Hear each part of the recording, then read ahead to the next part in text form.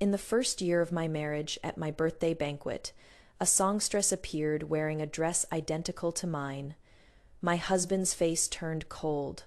Guards stripped that dress off her. Though he was protecting me, I felt no warmth in my heart, because I knew that he was the same man who had once spent a fortune on this songstress and promised to elope with her. My birthday is on the 15th of June. Henry hosted a banquet at the moonlit pavilion, inviting the most famous musical troupe in the capital to perform. For this day, I had specially ordered a water-red silk dress from the Luxiang boutique. The hem was embroidered with silver thread, shimmering like rippling water under the moonlight. When Henry saw me, his eyes lit up. I smiled and showed it off to him. "How do I look?" "Like a goddess descended from heaven," Henry laughed. "Tonight everyone at the banquet will envy me for having such a beautiful and virtuous wife." Sure enough, when we appeared at the banquet together, my attire drew admiration from the female guests. "Madison, this dress is simply stunning. I must get one made for myself tomorrow." "Sister, you are confused. How can you wear the same clothes as the birthday girl?" "True, and this dress only looks good on Madison." The women laughed and chatted together. I looked across to the men's section, where Henry cast me a gentle smile. But the next moment, Henry's expression changed. He looked behind me, a storm brewing in his dark eyes.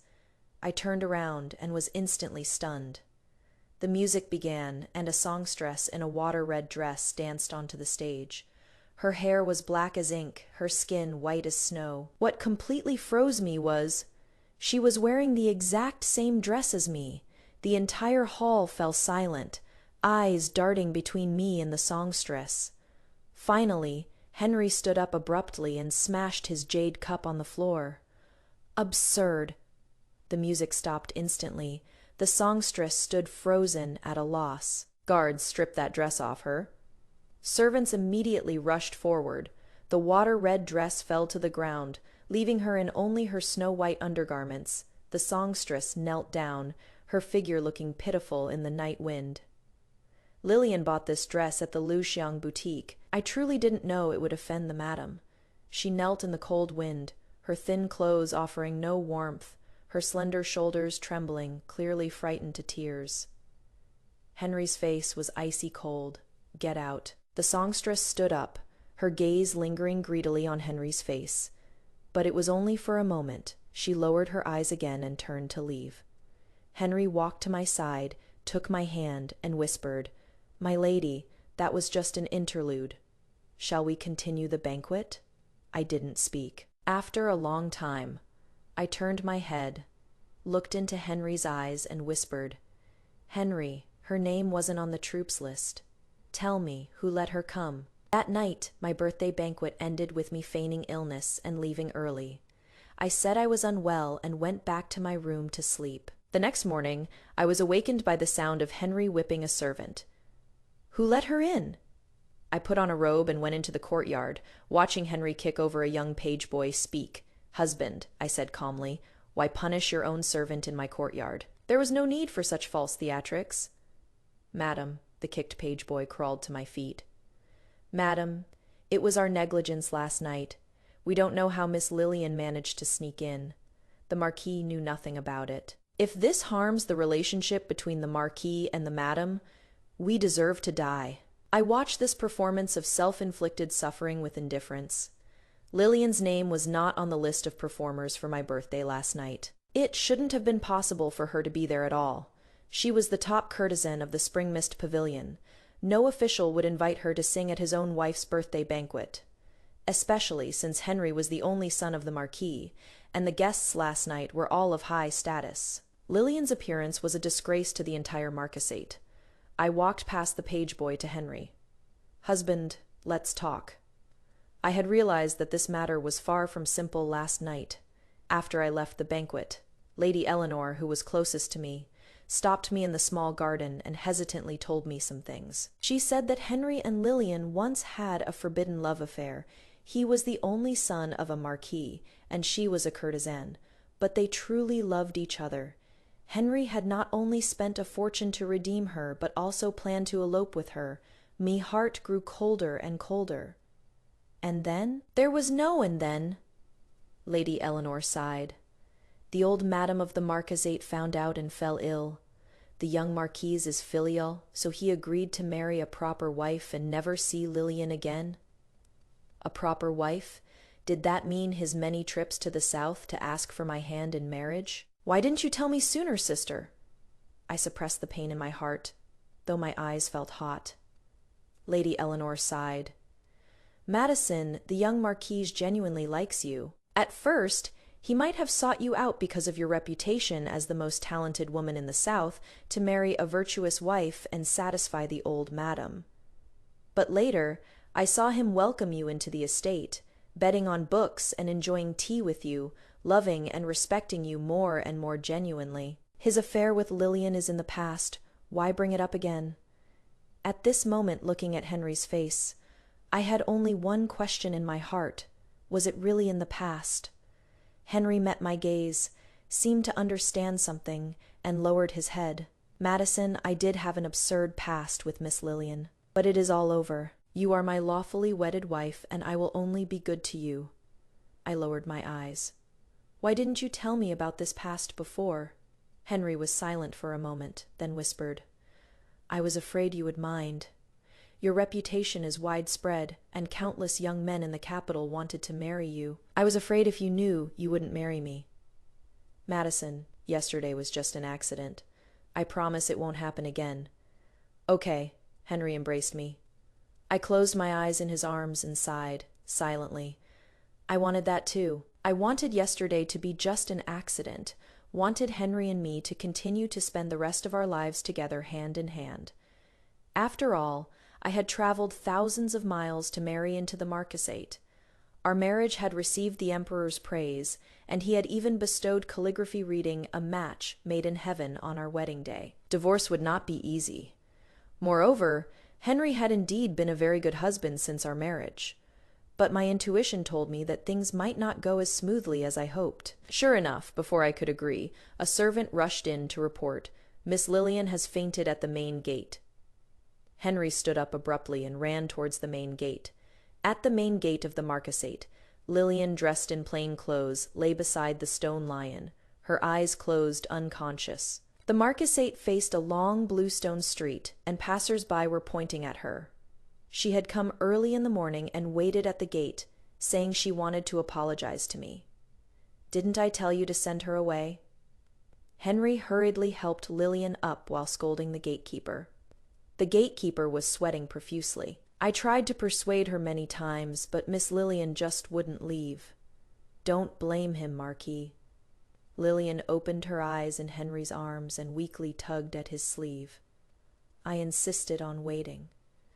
I wanted to apologize to the madam in person. A lowly and miserable woman like me offended the madam at her birthday banquet.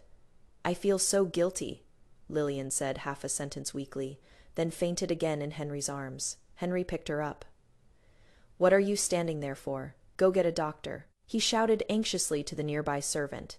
Then, as if he couldn't see me following behind, carried Lillian hurriedly to the guest room. Lillian remained unconscious in the guest room of the marquisate all afternoon. Meanwhile, rumors spread faster than the wind throughout the capital. Everyone knew that in broad daylight, the Marquis had carried the courtesan Lillian into his estate. At dusk, I went to the guest room. Lillian was awake, standing at the door. I heard her low sobbing. Marquis, did I cause you trouble again? I just missed you so much. The sisters in the troupe said they could come to the marquisate to perform, so I begged them to bring me in. I didn't know it was the madam's birthday banquet. Although I deserve to die, seeing you once makes it all worth it. Henry interrupted her. I am married now. We should not see each other again in the future. Lillian's voice was choked with tears. You can forget your vows and spend your life with your beautiful wife, Marquis. But what about me? Henry's voice was cold.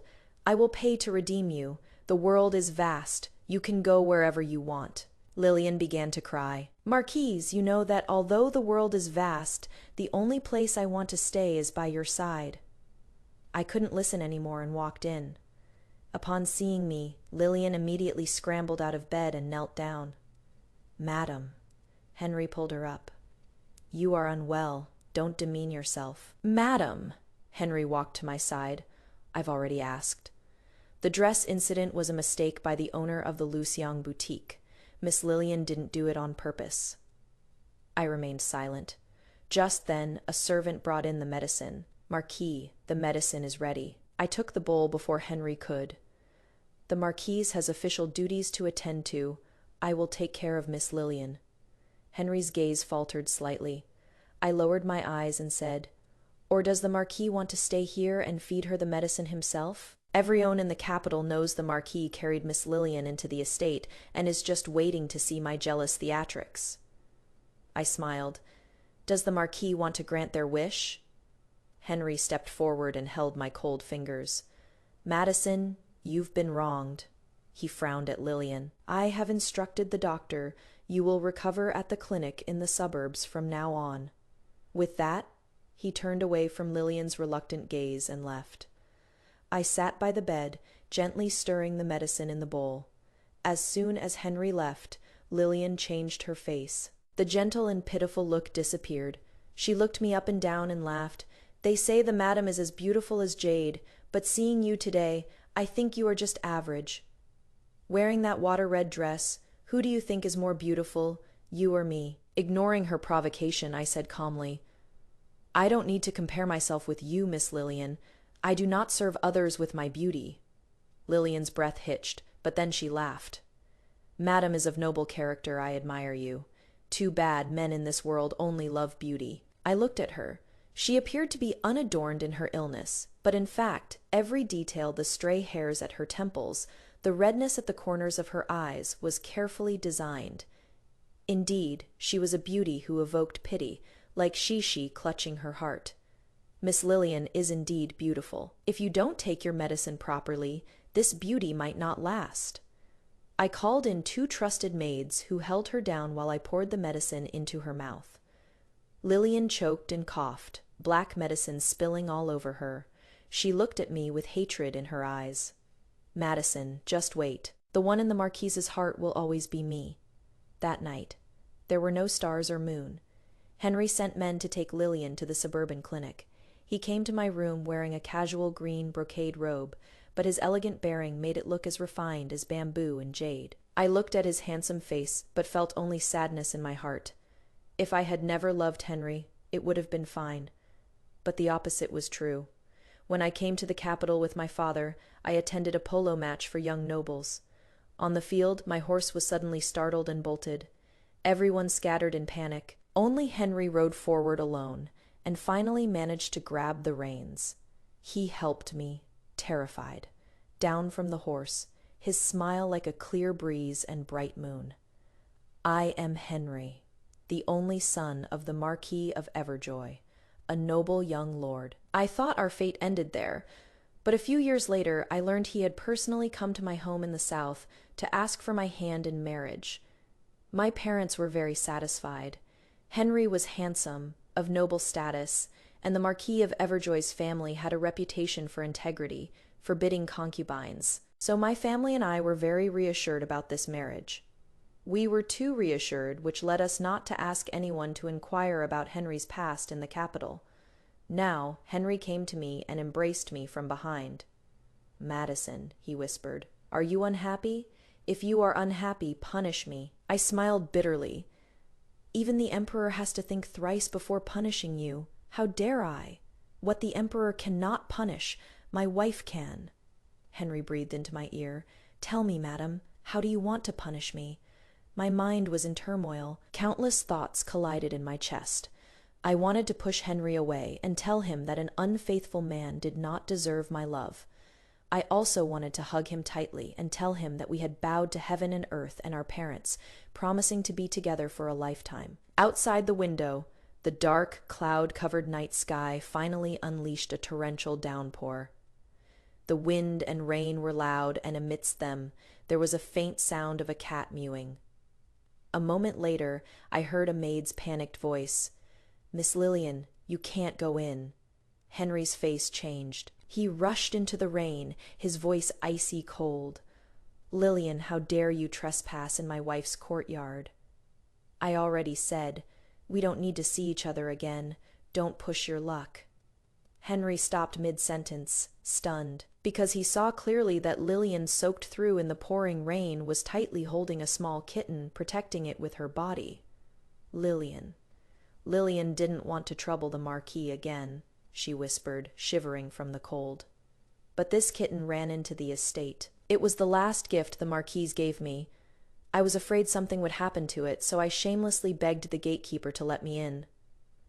Marquise, it probably missed you. Lillian held the kitten and looked up at Henry. She tried to stand up and give the kitten to Henry, but her steps were unsteady, and she fell as soon as she got up. She tried her best to stand up again, holding the kitten. Marquis. Lillian was swaying, about to fall backward before she could finish her sentence. Henry finally couldn't restrain himself. He stepped forward and pulled the soaked Lillian into his arms. Lillian lay weakly in Henry's arms, looking up at me. Through the curtain of rain, our eyes met. There was hatred in her eyes and triumph. Hatred that I had stolen her Henry, triumph that she had stolen him back. The rain was loud, but inside my chest it seemed to suddenly go quiet. All other thoughts vanished, leaving only one choice. I left the pair of tragic lovers embracing in the rain and turned straight towards the back door. Prepare a sedan chair. Go to the Empress Dowager's palace. My sedan chair left through the back door, but before it had gone half a mile, a black horse caught up from behind and blocked the way. The rider jumped off, went straight to the sedan chair, and yanked open the curtain. A flash of lightning lit up the night sky. Illuminating his face, Henry was soaked through, rain streaming down his temples. His dark eyes looked at me, his tone colder than usual. "Madison, what are you doing?" I looked back at him and said word by word, to ask for a decree of divorce. As soon as these 4 words came out, I clearly saw a flash of panic in Henry's eyes. "Madison, this is not a trifling matter." "It is not trifling," I said solemnly. "Madison," Henry suddenly lost his temper. "You are my lawfully wedded wife for life. I don't want to hear the word divorces from you a second time," he shouted at the bearers. "Return to the estate." The bearers froze, not moving immediately. "The madam is throwing a tantrum. Are you joining her?" Henry raised his horsewhip and struck a bearer. "Return to the estate." The bearers were afraid of him after all and turned around. Despair overflowed in my heart. I pushed Henry away and tried to jump off the sedan chair. He grabbed me and pulled me back into his arms. I tried to struggle, but he held me tightly. A cold, rain-scented kiss landed on my lips, sealing my screams. I couldn't push him away, so I bit down hard. The taste of blood spread, but Henry didn't dodge. After a long while, he let go of me and wiped the blood from his chin. "It is okay, Madison." His voice was low and gentle. "I know you are angry. Punish me however you want. After you are done, come back with me." I was forcibly taken back to the estate by Henry. He carried me off the sedan chair, the rainy night drowning out my shouts. I was carried all the way through the courtyard. The courtyard had been full of flowers and plants. When I first married in, Henry knew I liked flowers, so he planted them one by one himself. But in the heavy rain, all the flowers had fallen from their stems, leaving only broken deep red on the ground. Henry carried me onto the large bed in the bedroom. He tried to kiss me, but I smashed the celadon vase on the bedside table. I held a shard of porcelain, pointing it at him. Because I gripped it too tightly, my hand was cut, and dark red blood flowed down the snow-white porcelain, looking shocking. "Don't come any closer," I said hoarsely. Henry still wanted to step forward. Madison. He wasn't afraid, so I held the shard to my neck. "Take one more step, and I'll really do it." Henry stopped. He took a step back. "Don't hurt yourself. We'll talk tomorrow." "Madison," Henry called my name softly as he left the room. Bound by hair as husband and wife, loving each other without doubt. This was my vow on our wedding day. I will never break it. Maybe I saw it wrong, but there seemed to be faint tears in Henry's eyes. But I was tired and didn't want to delve into it. "Get out." Henry left. I was left alone in the room, finally falling into a groggy sleep, clutching the porcelain shard. When I woke up, my cut hand had been bandaged, and all sharp objects in the room had been removed. There were shadowy figures outside the door. They were Henry's family guards surrounding the entire bedroom. I propped myself up, immediately feeling a splitting headache. My body felt like it was filled with lead, and I fell back onto the bed. The maid outside heard the movement and quickly came in.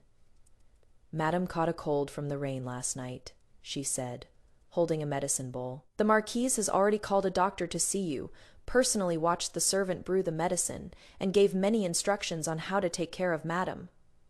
The Marquise really loves Madam very much." I watched the maid's mouth open and close in front of me, feeling only exhausted. "Where is Edith?" I pushed away the medicine the maid brought to my lips. "And Daisy and Clara, call them to serve me." These girls who had followed me from the south as part of my dowry were my true people in this marquisate. But they were not here now. I was being served by Henry's maids. The maid hesitated slightly. Before she could answer, Henry walked in. "They have all been settled well." Anger surged in my heart. I bit my lip. "Henry, you have them all under house arrest too, don't you?" Henry didn't answer me. He took the medicine bowl from the maid. The maid tactfully left, leaving only the two of us in the room. "I haven't mistreated them, just kept them from leaving the courtyard," Henry said, stirring the medicine in the bowl. "I was afraid they would go to the Empress Dowager's palace and talk nonsense, stirring up trouble." I almost laughed out of anger. "Henry, do you plan to keep me locked up like this forever?" "Of course not." Henry tested the temperature of the medicine, probably finding it hot, so he blew on it. "Madison, when you are no longer angry with me, will be just like before. I can't let you out right now. I am afraid you'll leave me." He cooled the medicine and brought it to my lips. I stared at him coldly. He looked at me and smiled helplessly. "Be good. Drink the medicine obediently. I've prepared sweet soup for you." Sure enough, by his hand was a bowl of silver ear and lotus seed soup. When I first married into the capital, I fell ill because I wasn't used to the climate. At that time, Henry also personally fed me medicine. I was afraid of bitterness, so he always had someone prepare sweet soup in advance, coaxing me to eat the bitter first, then the sweet. He didn't understand that some bitterness cannot be ended with sweetness. I picked up the bowl of silver ear soup and dumped it directly onto Henry. The sticky soup flowed down, instantly staining his cloud-white robe. Henry lowered his eyes, his eyelashes trembling as if suppressing anger. He was of noble birth, and almost no one had ever been rude to him. Perhaps this was also the reason why he was so wildly arrogant in his youth, able to cause a city-wide scandal for a songstress. "Henry, please, stop torturing each other with me." My head hurt so much, it felt like it was going to split open. Every word exhausted all my strength. "Marrying Lillian does indeed mean enduring gossip, but apart from gossip, who can really do anything to you, Marquise of Everjoy? Besides, you are not someone who fears gossip. You married me for the sake of the old madam. Now that she has passed away, and you have fulfilled your filial duty, why keep me in this estate?" I waited for Henry to get angry at me, but he didn't. A moment later, he picked up a handkerchief and wiped the stain from his chest. "I married you because Madison is the person I want to spend my life with, not for my mother." He looked earnestly into my eyes. I responded with a sneer. Henry stood up. I could feel his patience running out. "I know you mind my past with Miss Lillian and don't believe what I say now. In that case, I will redeem her immediately and then find her another husband. Once she is married, we can live as we did before." "All right. Not." "All right." I wanted to tell Henry, not all right. But I had no strength left, and Henry wouldn't listen to anything anyway. He took 1,000 taels of gold and asked the most famous matchmaker in the capital to go with him to the Spring Mist Pavilion. 1,000 taels of gold bought Lillian's freedom downstairs. The matchmaker went straight upstairs to Lillian's room, accompanied by a maid, and listed all the noble sons in the capital who wanted to take a concubine, or ordinary families willing to marry her as a main wife. Lillian could just tell the matchmaker which one she liked. Lillian listened quietly to the matchmaker and asked her to wait outside for a moment. A moment later, the matchmaker heard a noise inside. Sensing something was wrong, she quickly pushed open the door. "Oh no, Miss Lillian has hanged herself." The matchmaker let out a heart-wrenching scream. Henry rushed up with his men, cut the rope with one slash, and carried Lillian down. I'd rather die with my fragrance on the branch than be blown into the north wind. This was the first sentence Lillian said, crying after she woke up. She wept as she said, "Marquise, I know your wife minds you taking a concubine, but if she won't let me marry into the marquisate, won't she even allow me to die?" More and more people gathered. The girls of the Spring Mist Pavilion, empathizing with her, all cried together. For a time, the second floor of the Spring Mist Pavilion was full of weeping. The visitors to the Spring Mist Pavilion were all young nobles of the capital. Originally, they also mocked Henry for losing his family's face for Lillian, but now, moved by this poignant and tragic martyrdom for love, they couldn't help but persuade Henry. "Miss Lillian is so fierce. Such true love in a place of pleasure is rare in this world. Brother Zhao, Miss Lillian only wants to be a concubine. She hasn't made any unreasonable demands." A talented man and a beautiful woman. It is a classic tale of saving a damsel in distress. Why won't your wife fulfill this wish? Exactly, if Miss Lillian really dies because of this, the madam might be branded as a jealous shrew. And so, while listening to the rain under the eaves, I learned the news that Henry was going to take a concubine. The one who brought the message was Daisy, my dowry maid. Henry allowed her to take care of me, but none of us could leave the marquisate. "Miss," the Marquis said, "Miss Lillian is a human life after all. He was afraid that if she died, it would damage your reputation." Daisy's eyes were red as she spoke.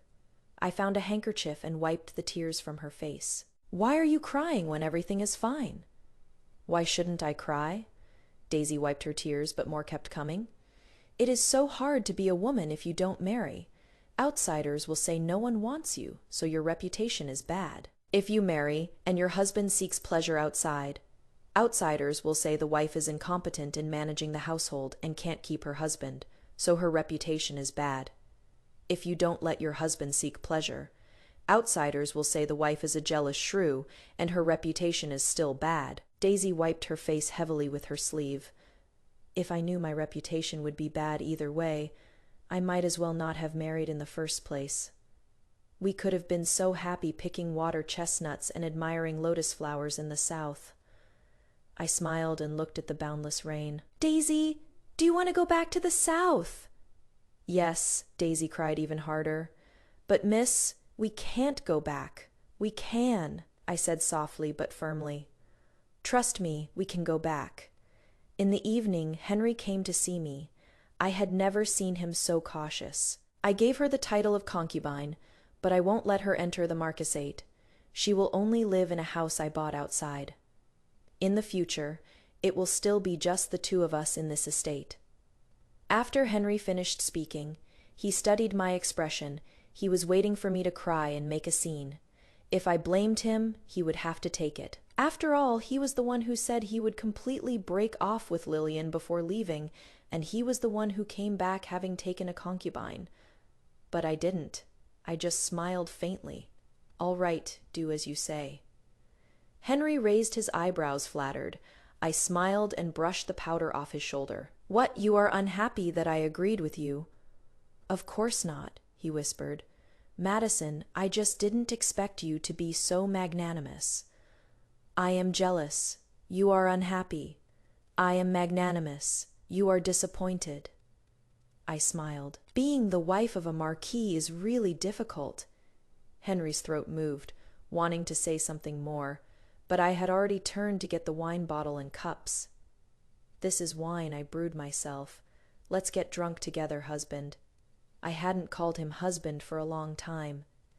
Henry was pleasantly surprised, but also a third hesitant. He recognized the wine. "Isn't this spring water brew supposed to be opened on our third wedding anniversary?" he said. "Why open it today?" "Because we won't have a third wedding anniversary," I said in my heart, but on the surface I just smiled. The climate in the capital is different from the south. If we keep this wine any longer, the taste won't be good. "Why don't we drink it tonight?" The spring water brew was poured into celadon cups, and we drank facing each other, listening to the sound of rain dripping from the eaves outside. "The wine is finished, husband. You should go." I stood up to see him off. Tonight was supposed to be the day Lillian entered the estate. She was now settled in the outer house, so Henry needed to go over. Lillian must be very happy, right? In a sense, this was also the day she and Henry got married. Henry stood up, struggle in his eyes. "Madison! I'll have a drink with her and then return to the estate. I won't stay overnight." He said it firmly, but I didn't take it seriously. Henry was that kind of man. He was sincere when he made a vow, not intending to deceive you, but it was also true that he couldn't keep his vows. In the past, I always felt exhausted and pained by this, but now I didn't. A gentle smile appeared on my lips. I nodded and said earnestly, "All right, I'll wait for you to come back." He hugged me tightly, then reluctantly let go and walked towards the gate. It was only a few dozen steps, but Henry looked back several times. I stood still, watching him leave. So when he looked back, we gazed at each other from a distance. Let him remember the look in my eyes right now. As for whether he interpreted it as reluctance to part or something else, it had nothing to do with me.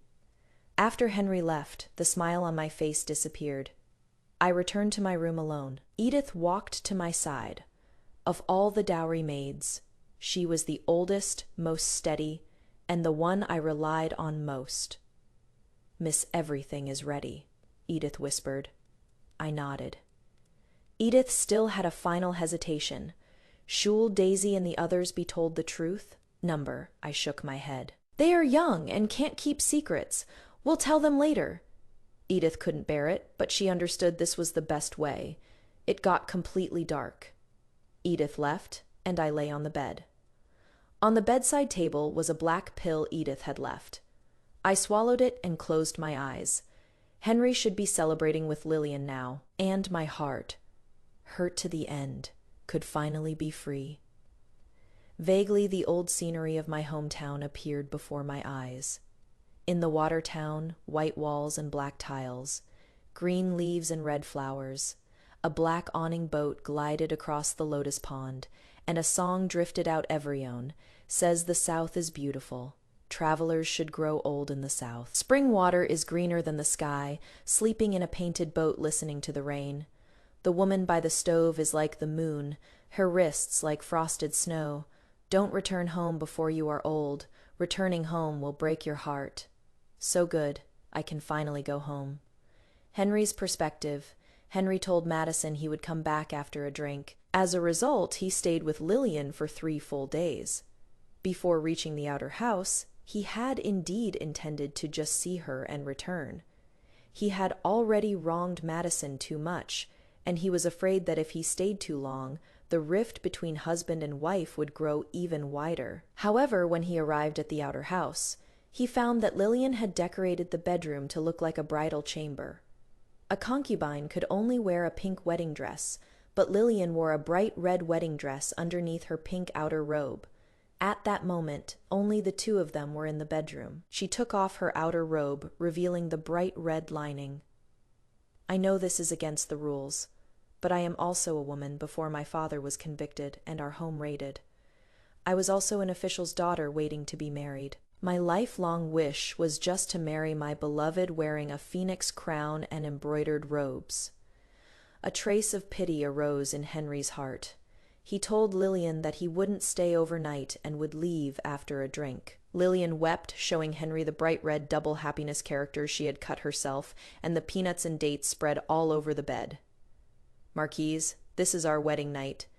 Are you really going to leave me here alone?"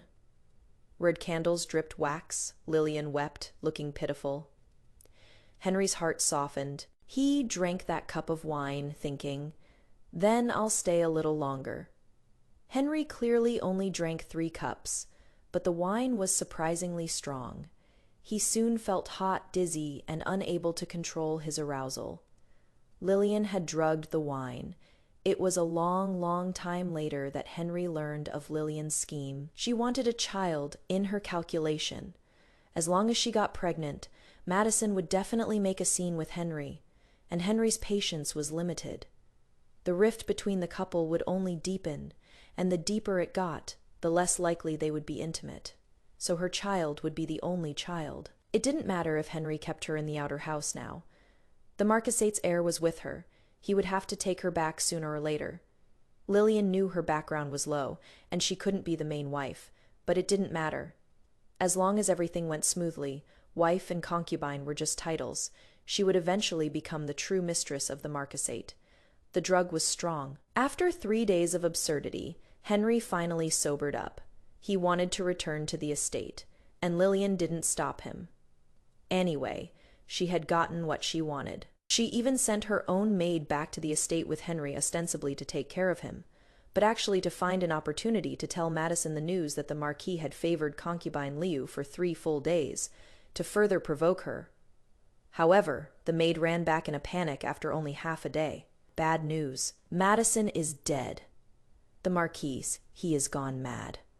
Henry sat in the bedroom. It must be an hallucination, he told himself. She is just asleep. In fact, Madison lay before him, her face peaceful, really looking as if she were just asleep. But when he reached out to check, there was no breath, no pulse. Servants knelt on the floor, their chaotic voices saying, "Marquise, please restrain your grief." Madison's chief maid, Edith, knelt at the front, her eyes red as she reported the madam had been depressed for a long time. After learning that the Marquis was going to take a concubine, she became disheartened and had lost the will to live. So while the Marquis went to spend his wedding night with Lillian, she swallowed the poison she had prepared beforehand. By the time she was discovered, her body was already cold. Edith was the most composed one. As for Daisy, Clara, and the other younger maids, they cried until they were out of breath when they looked at him. Their eyes looked ready to eat him alive. Everything was reminding Henry Madison was really gone.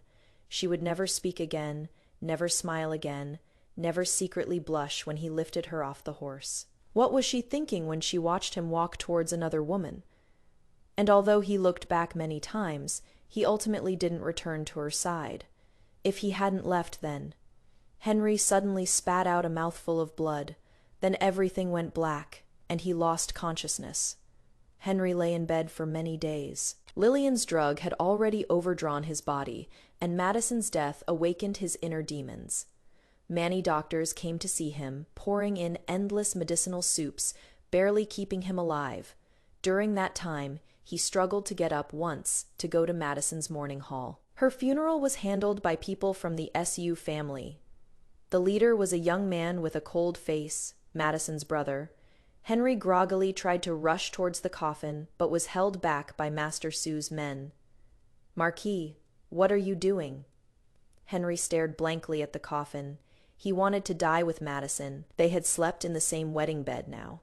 He wanted to lie in this coffin and sleep with her forever. "I won't say much about my sister's life," Master Sue said coldly. "Now, I hope the Marquise can give her final peace."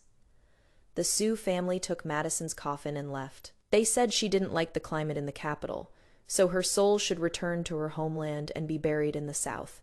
And so Madison disappeared, leaving not even a tombstone for Henry.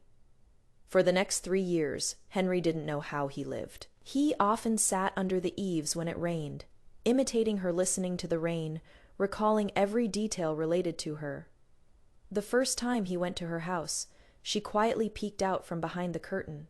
When he discovered her, she immediately shrank back. Very cute, like a startled little deer. The Sue family was a prominent clan in the South, illustrious for generations. Madison was the eldest legitimate daughter. At 15, her poems written in her boudoir reached the capital. Amazing.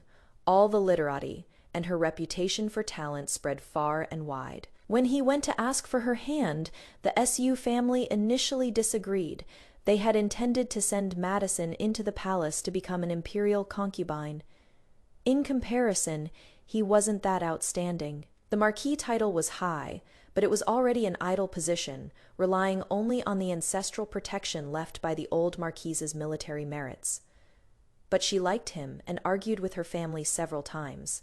Her family still doted on her, choosing their daughter's happiness over family glory, and relented to let her marry him. She was a very, very good wife. When he had a stomachache, she found many prescriptions and tried different food therapies for him. When the old lady of the Marquisate passed away, his most painful moment, She stayed by his side, repeatedly saying, "Husband, you still have me." She was the person closest to him, bound together for life, never to separate. When he was forced to separate from Lillian, Henry had thought he would miss her for the rest of his life, and his heart would ache whenever he thought of her. But later, holding the soup Madison made for him, when he thought of the name Lillian, he surprisingly felt it didn't hurt that much. The lover who had amazed him in his youth faded with time. Waking up in the dead of night, watching Madison sleeping beside him, he only felt peace. But now, when he woke up from his dreams again and reached for the pillow beside him, he could only feel coldness. Henry didn't bring Lillian into the estate. The empty marquisate left him all alone. He began to vomit blood, saw many doctors, and went to the palace to find imperial physicians, taking dose after dose of medicine, but repeatedly saw no improvement. More than half a year later, Lillian gave birth. It was a girl. Lillian was very disappointed and didn't care much for her, just letting the wet nurse hold her. The wet nurse and maids doted on the child, taking turns holding and teasing her, watching her grow day by day. One day, Henry heard them discussing, "This child doesn't look like the Marquis."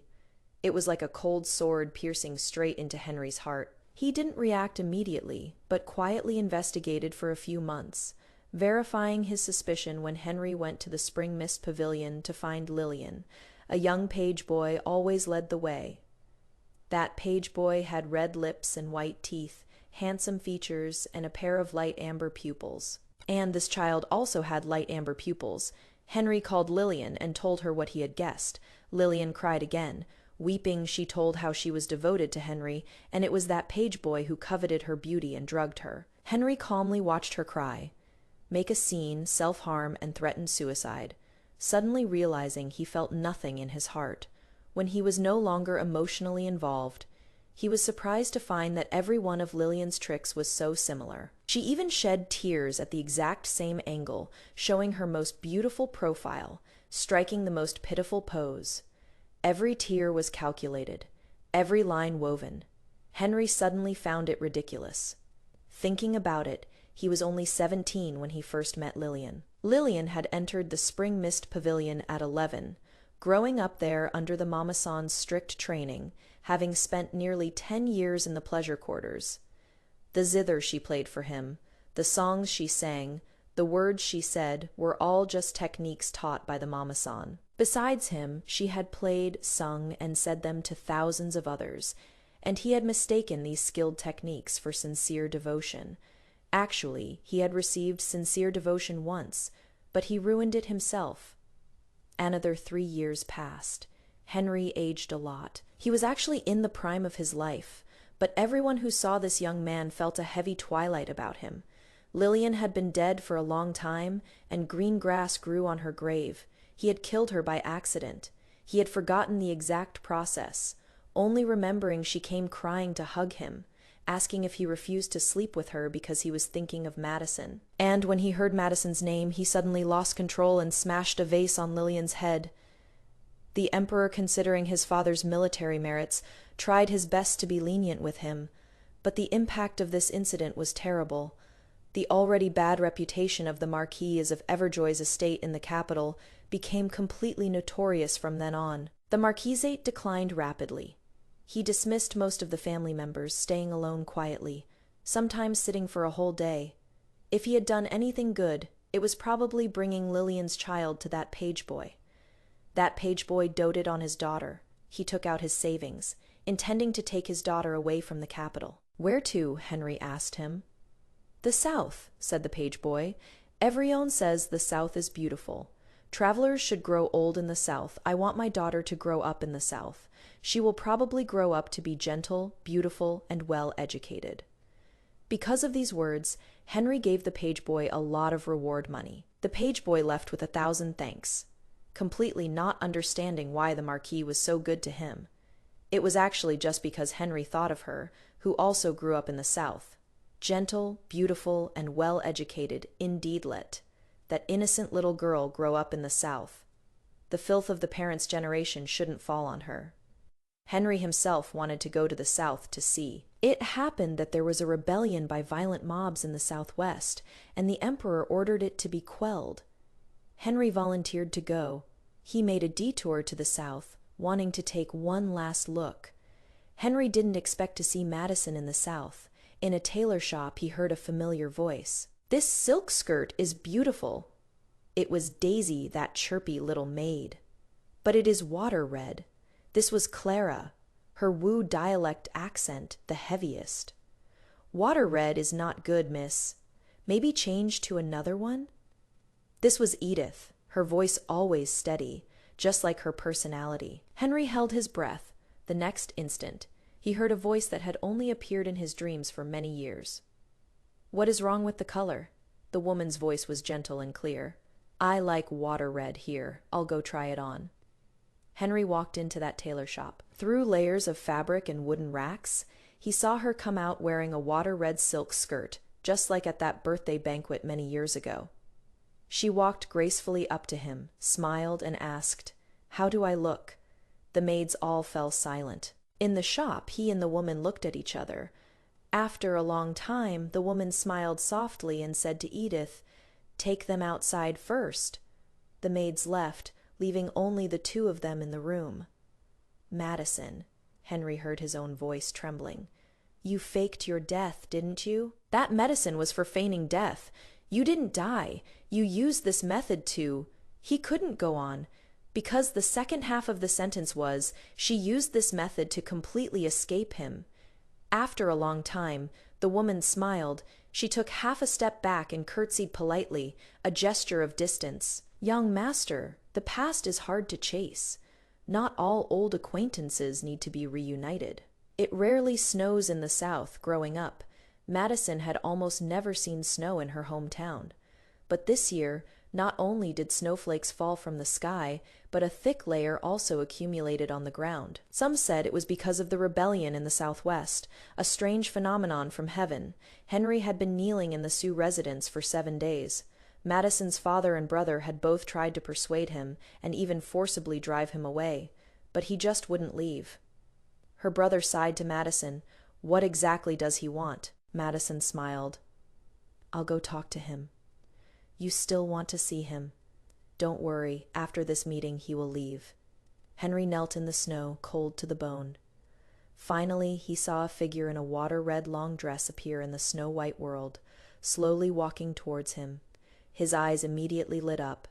Madison walked up to him. She wore a fiery red cloak.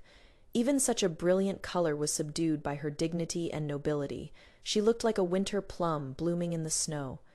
She held an umbrella over his head, shielding him from the wind and snow filling the sky. Henry suddenly felt unprecedented pain. He actually wished she would make a scene, wished she would take revenge on him, or ignore him like in the previous 6 days. That way, he could still hold on to a glimmer of hope. Instead of her acting like this now, like meeting a complete stranger, kindly holding an umbrella for him, he looked tremblingly into Madison's eyes, wanting to catch something in them. But there was nothing. Her eyes were clear and calm, reflecting the boundless snowy white. "Madison," his voice trembled, "I was wrong." She smiled softly. "Let bygones be bygones." Henry's heart seemed to fall into a bottomless ice cave, unable to say another word. She had truly let go. "Marquise, take care." Madison left the umbrella beside him and turned to leave. Henry didn't get up to chase her. He looked at that back for a long time, greedily wanting to imprint her forever in his heart. The heavy snow was endless, and she never looked back once. In this moment, Henry knew he had completely and utterly lost Madison. Madison winter passed quickly. Before it got completely warm, Edith, Daisy, and I huddled in the room peeling water chestnuts to eat. Send a portion to young master, too. I told them to take some food to my brother. My brother hadn't slept well recently. With the turmoil in the Southwest, our hometown also strengthened its defenses. Intelligence all passed through my brother's hands. He had stayed up for several nights. Only yesterday, when the victory report came that the mobs had all been suppressed, did he manage to rest for a while. However, before Edith could send the food over, My brother took the initiative to come find me. He brought news. Henry is dead. Henry died the night before the rebellion was quelled. His stomach illness had worsened.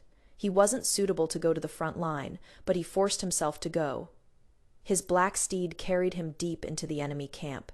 He didn't make it back, cut down from his horse by a rebel when he had fought to exhaustion. Angry and desperate rebels rode horses back and forth over him. The noble son of the Marquisate ultimately didn't even leave a complete corpse. Sister, sister.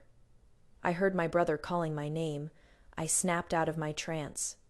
Are you okay? I am fine, I whispered. You are exhausted. Go to sleep first. Don't worry about me.